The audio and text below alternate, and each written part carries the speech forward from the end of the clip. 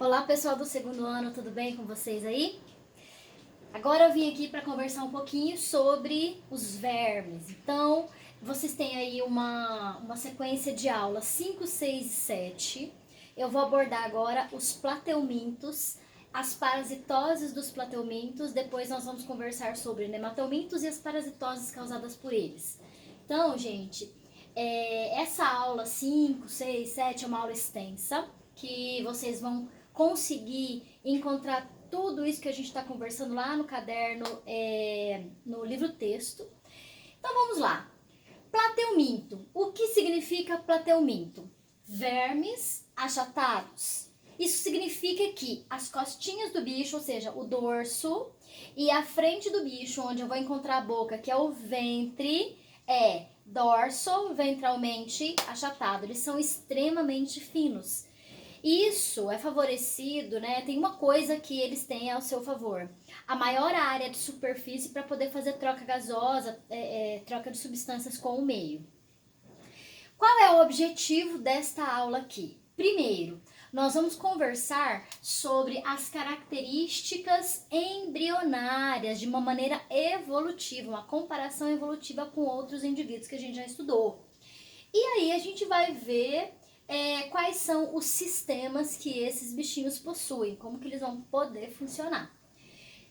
Como que é a classificação? Nós temos aqui 3 classes, tá? Temos aqui a classe turbelária, que temos como principal representante as planárias, que é essa setinha aqui vesga mesmo. Temos a classe trematoda, em que eu tenho como principal representante os esquistossomos, as facíolas. Depois a gente vai conversar sobre uma importante verminose, que é a barriga d'água causada por esses esquistossomos, uma doença que acomete muitas pessoas pelo mundo, inclusive aqui no Brasil muita gente morre de barriga d'água, tá? E depois a última classe aqui, ó, a classe cestoda, que tem como principais representantes as tênias. Nós vamos também conversar sobre a parasitose que elas podem provocar, né? A teníase, a cisticercose, que é uma doença bem grave. Mas enfim, vamos lá. Quais são as características gerais aqui, ó?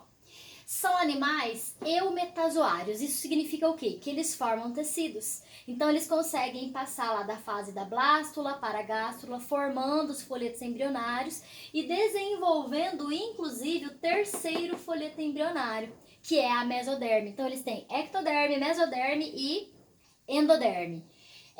Qual é a vantagem de ser um animal triblástico que possui o terceiro folheto embrionário?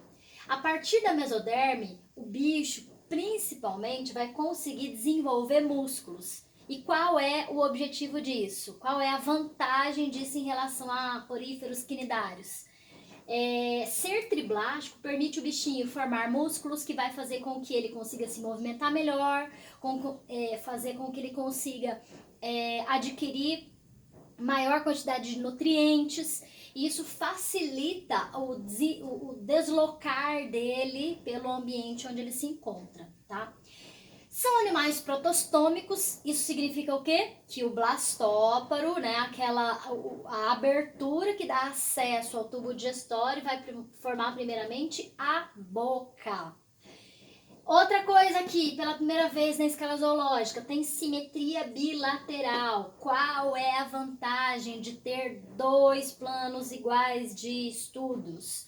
Bom, para começar, isso vai permitir melhor desenvolvimento dos músculos, o que melhora a movimentação desse bicho pelo ambiente onde ele está, e permite também, olha aqui, ó, pela primeira vez, uma cefalização, fazendo com que ele consiga perceber muito melhor do ambiente onde ele está, os recursos que faz ele sobreviver melhor nesse ambiente. Tá. Outra coisa, um animal acelomado não vai formar a cavidade onde os órgãos vão se alojar. Tá, e essa cefalização? Vamos voltar aqui nessa cefalização. Por que ela é importante? Ela vai permitir que o bicho consiga, por exemplo, ter gânglios, tá? Que vão permitir ele captar melhor as informações do seu ambiente, ficar naquele lugar ou sair daquele lugar, procurar comida, procurar ambiente onde ele possa ter sucesso reprodutivo, por exemplo. E outra coisa que também acontece aqui, ó, pela primeira vez, um sistema não é tão perfeito, mas ele é muito mais organizado, né? Pela primeira vez acontece um sistema excretor que vai fazer com que ele elimine as suas toxinas, mesmo que ele seja muito fininho e consiga fazer trocas de substâncias com o meio mais facilmente, né? O acesso a essa troca é mais fácil por ele ter camadas muito finas de tecido e poucas camadas. Mesmo assim, ele vai ter um sistema organizado para eliminar essa quantidade de toxinas que ele produz. Vamos lá. Como é que esse bicho funciona? Para começar, quais são os sistemas que não vão existir aqui? Respiração e circulação. O sistema circulatório e respiratório não existem. O que vai acontecer aqui? Esse bicho vai fazer troca gasosa com o ambiente pela camada da pele, tá? Que ele vai possuir aqui, ó. Fazer respiração cutânea, por exemplo. E por difusão, claro, difusão desses gases. E a circulação, a distribuição desses nutrientes vai ser feita, por exemplo, de uma célula para outra também, solutos por difusão, líquidos por osmose, tá? Água principalmente por osmose. E agora vamos falar o que o bicho tem. Vamos lá. Temos aqui uma planária, tá? Coloquei procurei fazer de cores diferentes para a gente conversar um pouquinho aqui. Vamos lá. Digestão, no caso da classe Turbellaria e Trematoda, vai ser uma digestão intra e extracelular. Por quê? O tubo digestório desses bichinhos é incompleto. Eles vão ter uma boca, no caso da planária, olha como é que vai funcionar. Lá na parte do ventre, né, que fica em contato com o chão, ou se ele estiver em ambiente aquático, onde ele pode se arrastar, tá? Existe aqui, ó, uma faringe que é protrátil, significa que ela vai para frente, para trás, para frente, para trás, tá? Ela entra e sai. E aqui, nesse início, quer dizer, ou melhor, no final dessa faringe, existe a boca, que a digestão, ela começa aqui, tá? Nesta boca, vai para a faringe, depois vai espalhando aí até chegar no intestino desse bicho. Essa região onde tem a faringe e a boca, a gente vai chamar isso aqui de cavidade gastrovascular. Então, essa digestão inicia primeiramente nessa cavidade gastrovascular, vai ser distribuída e lembrando aqui, não existe ânus, tá? Tudo que vai ser digerido vai ser extracelular, depois passa para dentro da célula. O que não foi digerido é eliminado por essa própria boca mesmo, tá bom? Que mais? Tem uma coisa bem importante aqui que a gente tem que conversar. Mesmo que a classe Trematoda seja parasita dos nossos tecidos, né? Lá do nosso intestino delgado, mesmo assim eles conseguem digerir parcialmente o alimento. No caso das tênias, elas são parasitas que não têm o tubo digestório. E agora? O que acontece com esses bichos? Diretamente, eles vão fazer do nosso corpício um hotel de Dubai, ou seja, abrigo, comida, full time, né? Olha que coisa boa. Então, as tênias, elas não têm tubo digestório. Tira tudinho, é gente que trabalha para esses bichinhos, tá bom? Por isso eles são parasitas lá sozinhos do nosso intestino delgado. Depois a gente vai conversar por que tênia também é chamada de solitária. O que mais? Vamos para frente. Olha só, então eu tenho aqui, ó, só para encerrar essa parte da digestão. Essa boca com a faringe protrátil começa a digestão e depois isso é tudo distribuído ao longo do bichinho. Vamos falar um pouquinho então de excreção. O produto de excreção aqui, os compostos nitrogenados que são recolhidos, né, de cada célula e que devem ser eliminados por estas células são o quê? Amônia, NH3, aqui ó, amônia, tá? Uma substância extremamente tóxica, mas muito solúvel em água. Como é que vai funcionar aqui? O sistema que existe aqui, tá, é chamado de sistema de protonefrídeo. O que isso significa? Que existem várias células flageladas, chamadas células flama, que vão retirar do espaço entre as células lá no tecido desta planária amônia. Então essa célula vai captar essa amônia, vai começar a bater os seus flagelos e vai mandar para essa rede de tubos coletores.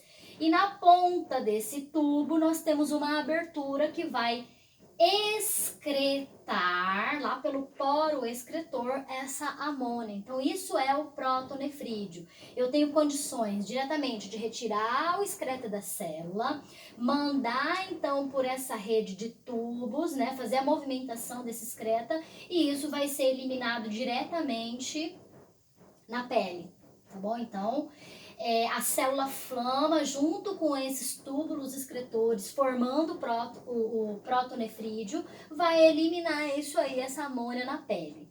Quando eu tenho uma célula com um único flagelo fazendo isso, a célula pode ter vários flagelos ou pode ter um único flagelo. Se tem vários flagelos, seria uma célula flama. Se tem um único flagelo, pode ser chamado de solenócito, tá bom? Então, de qualquer maneira, eu vou eliminar a amônia. Embora, pelo bicho ser extremamente fininho, eu também tenho uma grande troca de gases aqui, pessoal, pelas células com o ambiente. Mas aqui é a primeira vez que está existindo esse sistema todo aqui com os protonefrídeos, tá bom? E pra gente falar agora um pouquinho de sistema nervoso, eu preciso lembrar uma coisa, ou talvez quem não saiba disso, o que é um gânglio e o que é um nervo. Para quem não sabe, um gânglio, ele vai ser o quê? O conjunto de vários corpos celulares. O neurônio, ele tem aqui, ó, os corpos celulares, tá? Então, o gânglio é um conjuntinho de corpos celulares. Não sei se vocês se lembram. Um neurônio, ele vai ter o quê? Os dendritos, tá? Dendritos, por onde chega a informação. Eu teria o corpo celular.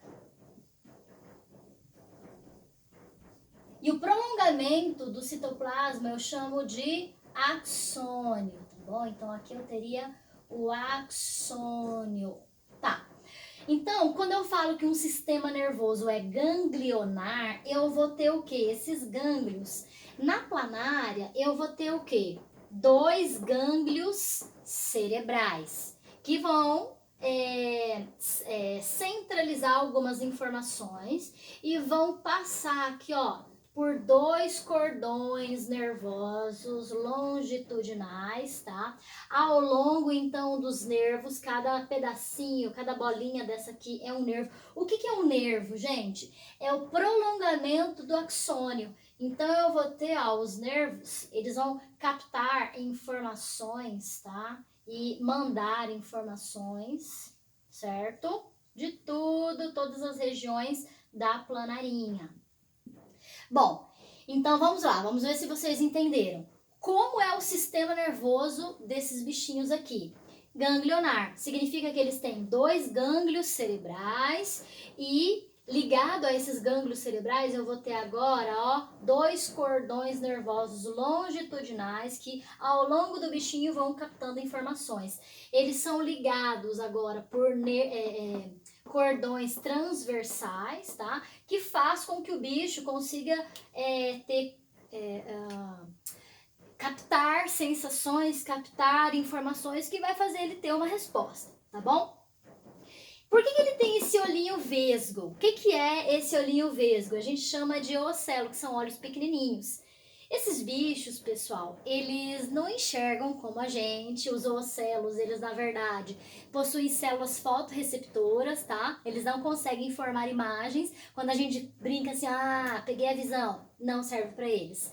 Eles só, peguei o claro ou escuro, peguei mais luz, peguei menos luz, tá? É só isso que eles conseguem captar.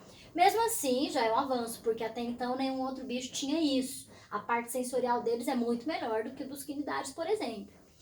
E aí? E essas aurículas? Essas aurículas aqui faz com que esse bichinho consiga captar várias substâncias, tem quimiorreceptores ali que permitem esse ambiente dizer, ah, tá mais úmido, tá mais seco, tá mais ácido, tá mais básico, vou ficar aqui, não vou ficar aqui. Faz com que o bicho consiga se organizar, se orientar, ter coordenação aí e ir, tá? Então daqui a pouco a gente vai conversar um pouquinho agora sobre reprodução. Já já eu volto.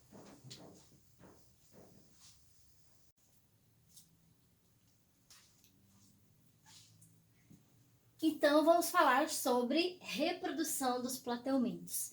Achei melhor separar por classes, né, por bichos, porque cada um tem uma particularidade. Então depois vai dar para entender melhor sobre as doenças que eles vão poder provocar. Em relação às planárias, lembrando que a planária ela não é parasita, ela tem vida livre. Vamos lá, ela sempre é monóica, isso significa monóica hermafrodita, vai ter os dois tipos de estruturas de reprodução, feminino e masculino. Ela pode se reproduzir das duas maneiras, assexuada ou sexuada. Na assexuada, se por exemplo ela sofrer alguns cortes, cada fragmento desse vai gerar uma nova planáriazinha. Nós temos aqui cópias idênticas, são clones. Então aqui, ó, zero variabilidade genética. É o tipo de reprodução assexuada chamada fragmentação. Quando essa planária for se reproduzir de maneira sexuada, as duas planárias, né? É necessário aqui o contato entre duas planárias. Elas vão encostar as suas partes posteriores, certo? Mesmo que as duas sejam hermafroditas, as duas vão possuir ovários, as duas vão possuir bolsas em que formam os espermatozoides, tá? As duas, quando vão fazer a fecundação cruzada, vão trocar o quê? A parte masculina, elas vão trocar espermatozoides. Então, quer dizer que as duas ficariam gravidinhas, tá? O desenvolvimento aqui é direto, porque do ovo, né? O ovo ele vai ser formado dentro de um casulinho e esse casulinho é abandonado. Do casulinho saem as novas planarinhas e elas vão para a vida felizes, vão crescer, vão se tornar adultas e forever vai continuar lá a reprodução, desenvolvimento, reproduz e continua. Então, resumindo, elas vão fazer fecundação cruzada, mesmo sendo monóicas, interna, dentro do corpinho de cada uma, ocorre a fecundação e o desenvolvimento é direto porque não temos estágio larval. Agora o negócio tá aqui, ó. Esse aqui é um pouquinho mais difícil, embora a gente tem que entender isso para fazer sentido a famosa barriga d'água. Vamos lá. Os esquistossomos, ou famosos xistossomas Manzoni, eles são dioicos. O que significa isso aqui? Que eu vou ter em cada indivíduo apenas um aparelho de reprodução. Nesse caso, eu tenho aqui em azul o macho e em vermelho a fêmea. Eles têm dimorfismo sexual também, que só de visualizar eu consigo diferenciar macho de fêmea. Então vamos lá. Eles sempre vão fazer reprodução sexuada e isso aumenta a variabilidade genética, claro. O macho, o macho adulto, ele vai ser curto, tá? Mais curtinho aqui e largo. E ele vai possuir aqui um canal que a gente chama de canal ginecóforo, onde a fêmea bonitona, ginecóforo, onde a fêmea aqui, ó, fina e comprida, se enrosca nesse macho. Então é ela que vai ali fazer a dancinha dela, tá? Esses vermes aqui, eles são adultos, eles estão adultos e eles são parasitas do nosso intestino delgado e do nosso fígado. Quando eles vão se reproduzir, eles saem do nosso fígado e vão para o intestino delgado. Lá acontece então a fecundação cruzada interna dentro do corpinho da fêmea E lá eu vou liberar da fêmea, né? Ela vai liberar ovos. Esses ovos, então, dentro de mim, um hospedeiro, tá? Um hospedeiro definitivo, porque é onde aconteceu a reprodução sexuada deles, certo? Esses ovos agora vão ser empurrados do meu intestino delgado para o meu intestino grosso. E do intestino grosso vai sair, então, do intestino grosso, vai sair então um ovo. Esse ovo vai para o ambiente e desse ovo vai sair uma larva chamada miracídio. Então aqui, olhem bem, eu vou ter o desenvolvimento indireto. Eu tenho dois estágios larvais. O primeiro, que sai do ovo e atinge a água, vai ser um carinha chamado miracídio, uma larva ciliada, certo? E ela vai desesperadamente, coitadinha. Ela tem, ó, essa larvinha, ela tem 24 horas para ela ir nadar no ambiente de água doce, muito importante, tá? Para encontrar o hospedeiro intermediário, que é o caramujo. Esse caramujo aqui é da família dos planorbídeos, do gênero Biompalaria, tá? E esse caramujo vai ser tudo para ele nesse momento, vai ser tudo pro miracídio. Ah, mas o que é esse negócio de hospedeiro intermediário e hospedeiro definitivo? Vamos lá. Todas as vezes que eu tenho um parasita heteroxeno, esse parasita heteroxeno, ele precisa de 2 hospedeiros para completar o ciclo de vida dele. O hospedeiro intermediário é onde, no caso do miracídio, tá, que vai lá pro caramujo, ele vai fazer a reprodução assexuada. E quando o hospedeiro definitivo recebe o parasita, esse parasita vai fazer a reprodução sexuada, tá? Então vamos lá entender o seguinte. Dentro de mim eu tenho a forma adulta desses parasitas. Macho, fêmea, reprodução interna, liberou um ovinho, esse ovo vai sair do meu corpo, eu sou o hospedeiro intermediário, um humano, hospedeiro definitivo, sou o humano, vou liberar agora as minhas fezes contendo quem?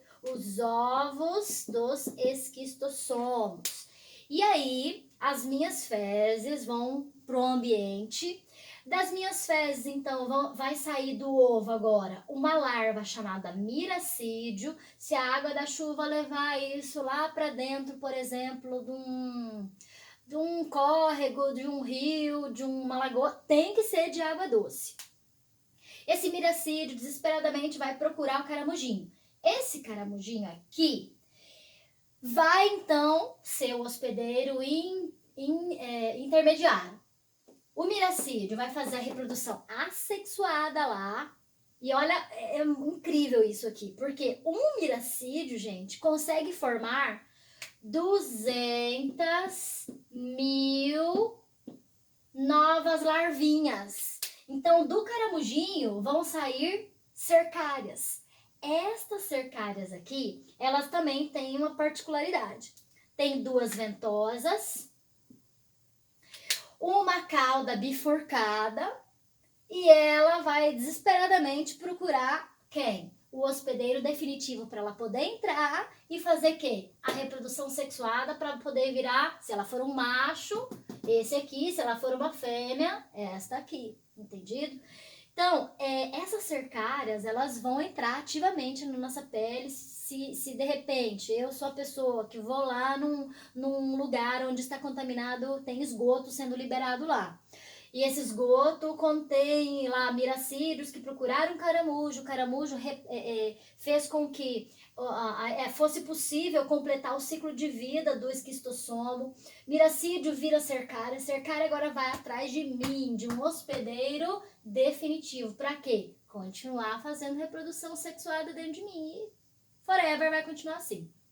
Agora, vamos lá para as tênias. As tênias Vai depender muito aqui, quando a gente fala de hospedeiro intermediário, hospedeiro definitivo, vai depender muito da espécie. Depende de como a gente também se contaminou para a gente pegar teníase ou para a gente pegar cisticercose. Então vamos lá. Tênia é monóica. A estrutura em si de uma tênia é formada assim, ó. Eu terei uma cabeça, chamada de escólex também, e o corpinho.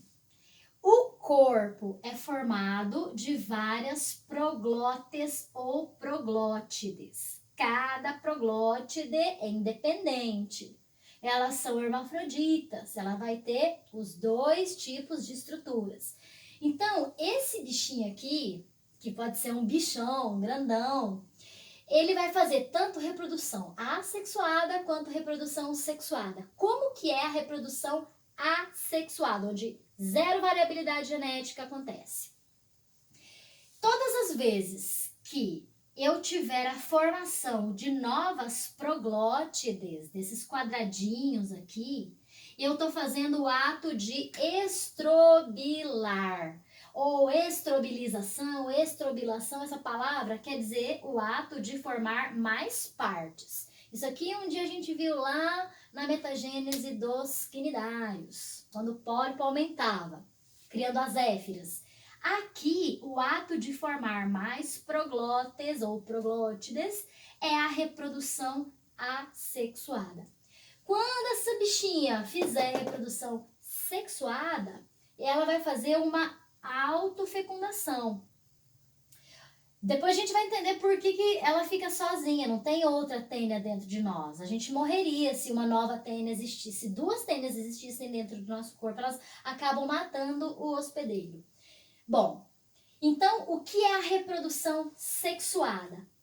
É quando a própria proglótide se autofecunda. Ou, como essa bicha é muito grande, uma parte dela se enrosca nela mesma e uma proglótide vizinha acaba fecundando a outra. De qualquer maneira, aqui, pessoal, é a única forma dela se reproduzir. Por quê? Como elas crescem muito, elas não têm tubo digestório, lembrando também, elas vão ter que retirar tudo de nós.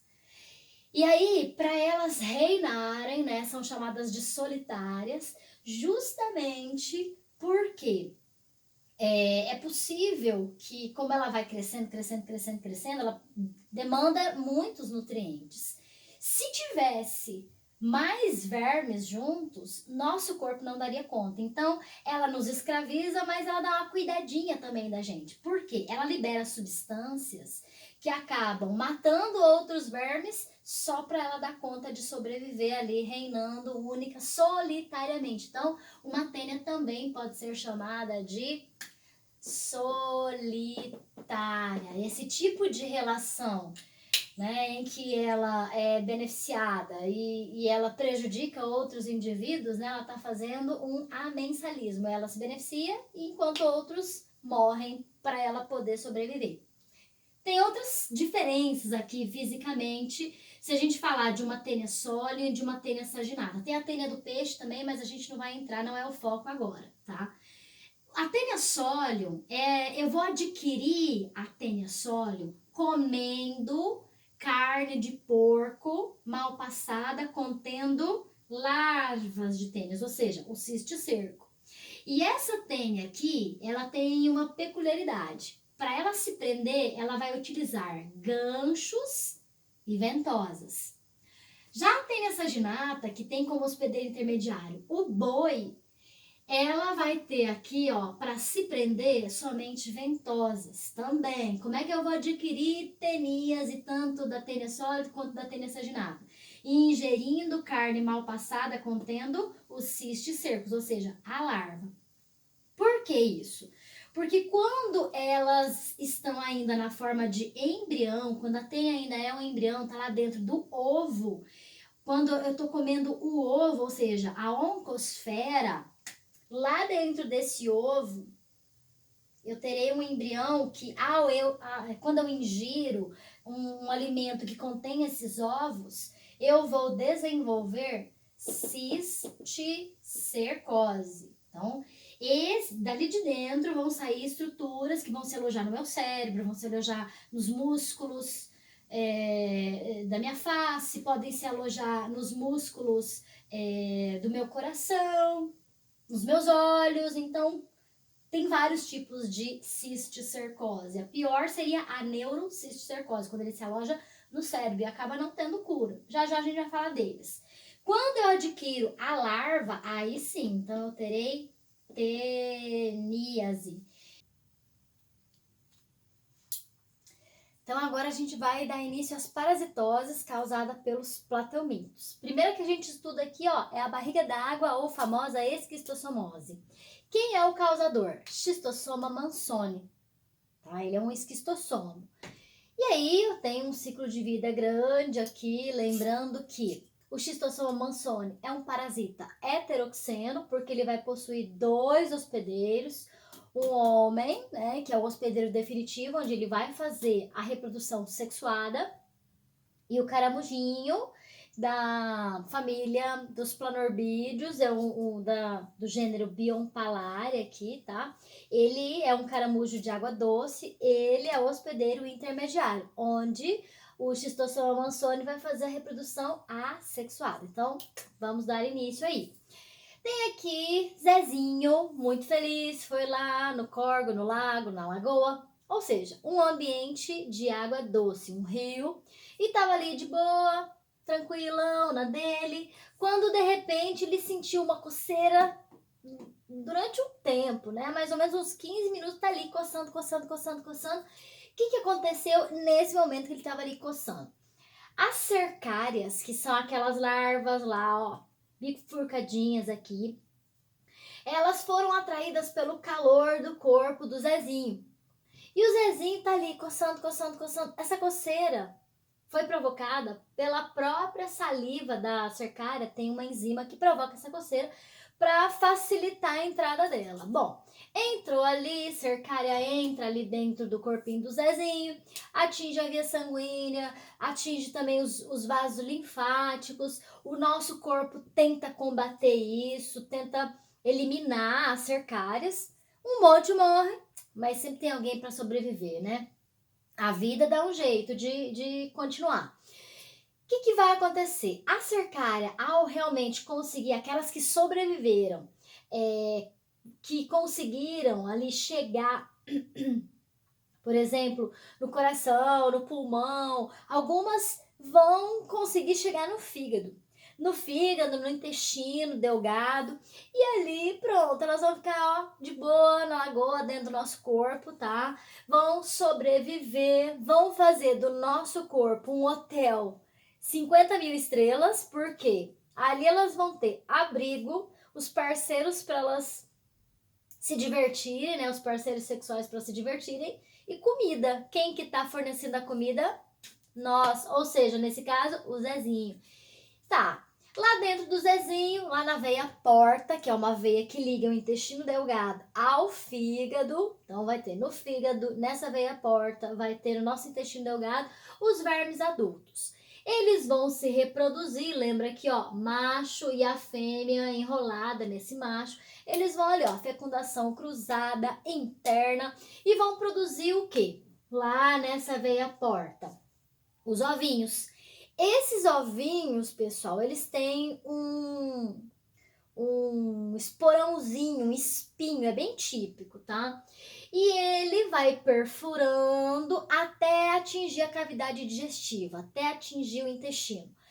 Aí, vamos lá, supor que esse Zezinho outro dia tava passeando por ali, deu a vontade de fazer o número 2, foi lá, eliminou as fezes no ambiente. Então aqui, ó, falta de saneamento básico, né? Ele não fez, falta de higiene pessoal também, fez as suas fezes ali no ambiente mesmo, no matinho. A água da chuva agora levou essas fezes contaminadas com os ovos que tinham dado um jeito de chegar lá no intestino grosso. Essas fezes agora eliminam então esses ovos. Imagina que já vem água da chuva, carrega esses ovos para um ambiente de água doce, um lago, um rio, um córrego.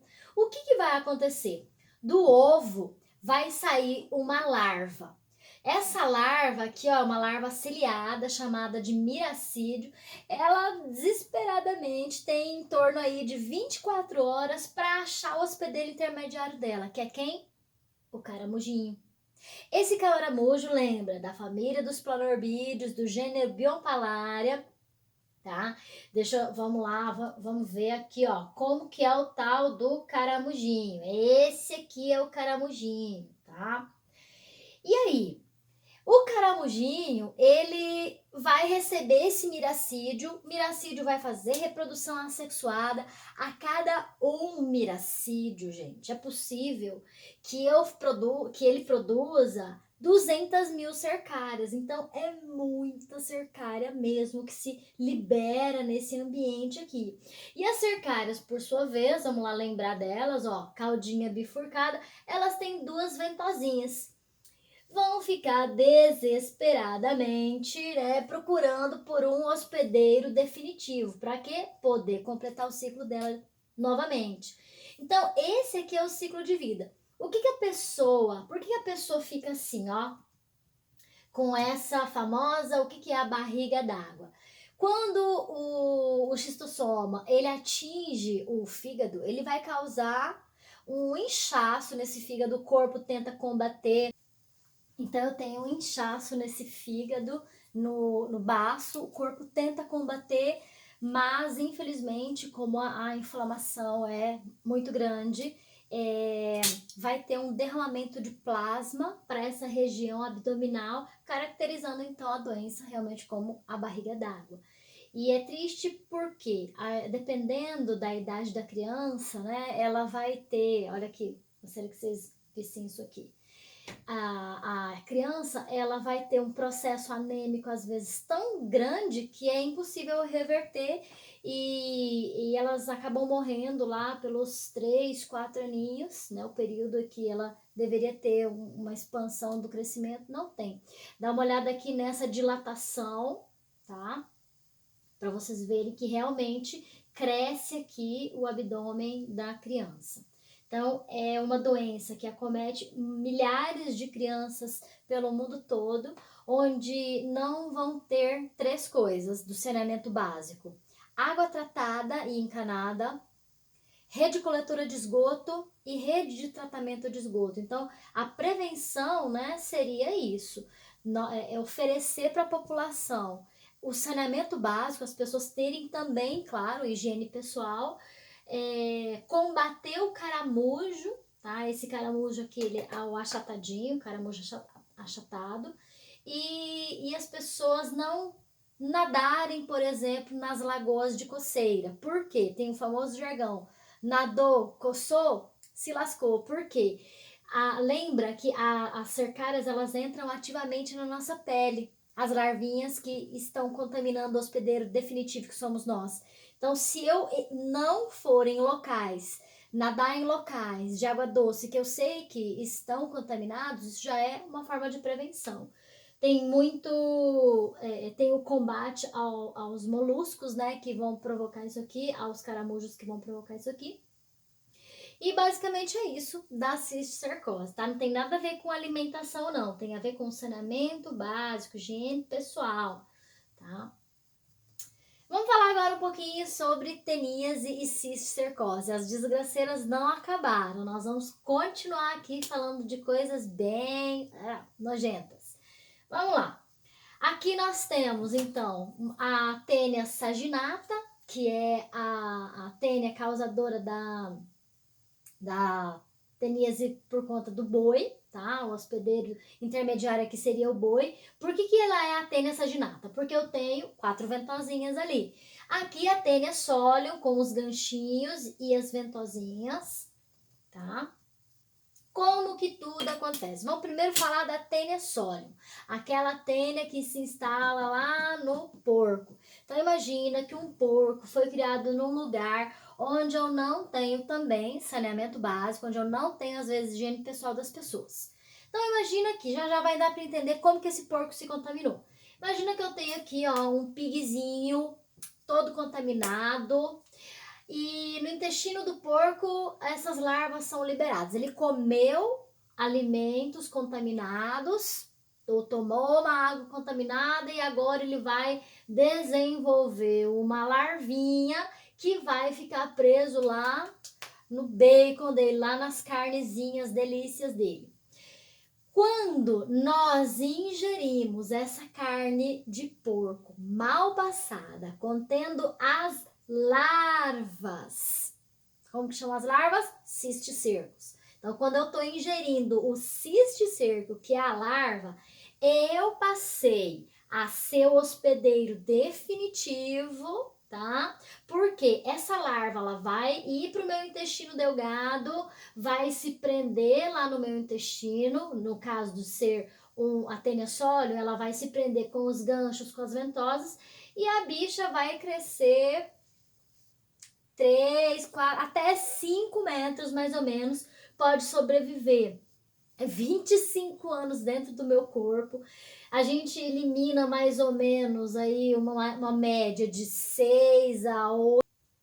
Então, por dia eu que tenho teníase agora, tá?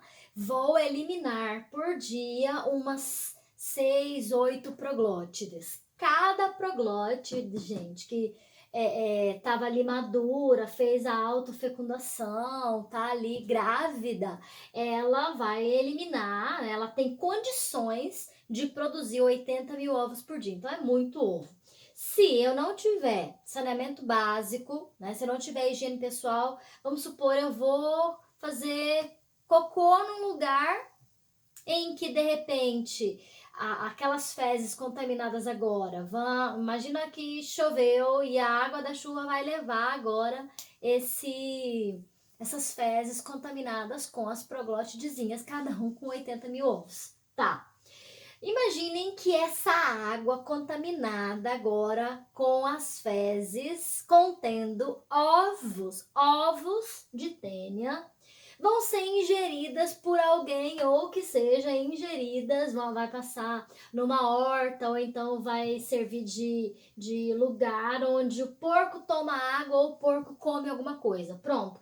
Basta ele comer, ingerir o ovo, que ele agora passa a ser o hospedeiro intermediário e o ciclo continua. Se eu comer a carne dele agora contendo as larvas, porque ó, do ovinho saiu o cisticerco se implantou nos músculos do pigzinho. Eu comendo o pigzinho mal cozido, pronto, eu passo a ter taníase. O problema maior, gente, é quando eu faço o lugar do porco. Eu vou, por exemplo, numa horta em que não tem higiene pessoal, onde não tem saneamento básico. A irrigação é feita com água contaminada contendo ovos de tênia. Se eu ingerir os ovos da tênia, eu passo a desenvolver cisticercose. E eu passo, então, a ser hospedeiro intermediário. Por quê? Porque eu vou ter agora dentro de mim o cisticerco se alojando no meu cérebro, se alojando nos meus olhos, eu posso ficar cega por conta disso. E a neurocisticercose, tá? Olha só isso aqui. Olha só. Aqui eu tenho os cisticercozinhos, né? Quando isso acontece no nosso cérebro, olha a quantidade de bolinhas. Essas bolinhas aqui, gente, são os cisticercozinhos, né? As larvas que se implantaram aqui no nosso cérebro, tá? Gente, tem um vídeo aqui que, se de repente vocês não tiverem muito estômago para isso, não assistam, tá? Então, vamos lá. Nesse momento, não assistam, é nojento. Vou mostrar uma tênia sendo retirada. Tá aqui, ó. Tá? Olha só. Então, essa tênia está sendo retirada. E é muito difícil isso acontecer, porque cada vez que eu tento fazer essa cirurgia, é possível que as proglótides se destaquem. Então, é muito difícil, né? Tá aqui, ó, parecendo um talharim, né? Que nojo. Mas é assim mesmo, certo, gente? Então, no caso da tênia saginata, o ciclo ciclo é o mesmo. O que muda é o boi, o hospedeiro intermediário, né? Se eu comer, imagina aqui, ó, o boi está se alimentando de um capim que contém ovos da Tênia saginata. Ele agora vai ter, então, os cisticírculos lá dentro da carne, tá? Se de repente eu ingerir essa carne contaminada, contendo larvas, os cisticírculos, vou comer essa carne contaminada, mal passada, pronto, eu vou desenvolver agora a tênia saginata dentro de mim, eu vou passar a ter a teníase. Eu sou hospedeiro definitivo, enquanto o boi passa a ser hospedeiro intermediário. Geralmente não é possível desenvolver a cisticercose por conta da tênia saginata, porque parece que ela não se desenvolve, os cisticírculos não dão conta de sobreviver dentro do nosso corpo, lá no cérebro, não desenvolve.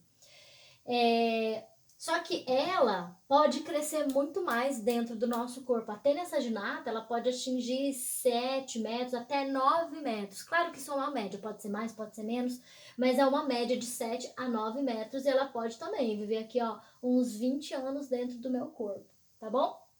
Então, para a teníase, tanto causada pela tênia sólio quanto pela tênia saginata, qual é a prevenção? Eu não posso comer alimentos mal cozidos, mal passados. Essa é a melhor forma de prevenção. Então, não é eu ir em algum lugar. Aqui tem a ver com a alimentação. Evitar, para cisticercose, se alimentar do ovo, que está geralmente nas hortaliças, nas verduras, nas frutas, na água contaminada. E contra a teníase, eliminar carne, não comer carne mal passada de boi ou de porco. Agora, nós vamos fazer uns exercíciozinhos, que tá na hora, né? Vamos lá. O grupo dos plateumintos é caracterizado pelo aparecimento pela primeira vez na escala zoológica da simetria bilateral. Com base nesse fato, assinale a alternativa que apresenta as características que durante a evolução desses animais surgiram associados ao aparecimento da simetria bilateral. Então vamos lá. Aparecimento do ânus e de células flama. Para começar, eles não têm ânus, tá?